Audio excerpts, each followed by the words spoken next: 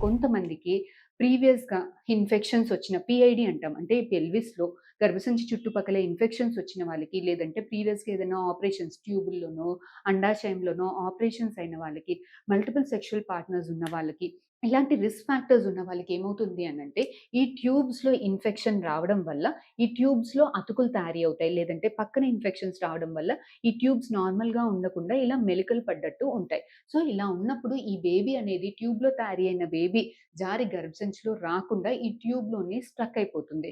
So, ఇలా struck అయిపోయి ఈ గర్భసంచి నార్మల్‌గా 6 సెంటీమీటర్స్ ఉంటుంది. ప్రెగ్నెన్సీ అప్పుడు సాగి మనకి ఒక 3 కేజీ బేబీ అకామిడేట్ అయ్యేంత స్ట్రెచ్ అవుతుంది. కానీ ట్యూబ్స్‌లో మాత్రం ఈ సాగే తత్వం ఉండదు. సో, 1 మంత్‌కి ఎర్లీగా ప్రెగ్నెన్సీ కన్ఫర్మ్ అయిన 10 డేస్‌కి, 2 మంత్స్‌కి, 3 మంత్స్‌కి అది బేబీని అకామిడేట్ చేయకుండా బర్స్ట్ అయిపోయి ఈ ట్యూబ్స్ అనేవి పగిలిపోయి ఇక్కడ బ్లీడింగ్ అంతా పొట్టలో చేరుకోవడము, బ్లీడింగ్ అంతా పొట్టు లోపలికి అవ్వడం వల్ల ఆమె తల్లి ప్రాణం మీదకొస్తుంది. సో, దీన్ని ఎగ్జాక్ట్‌గా మనం ఎక్టోపిక్ ప్రెగ్నెన్సీ అని అంటాం.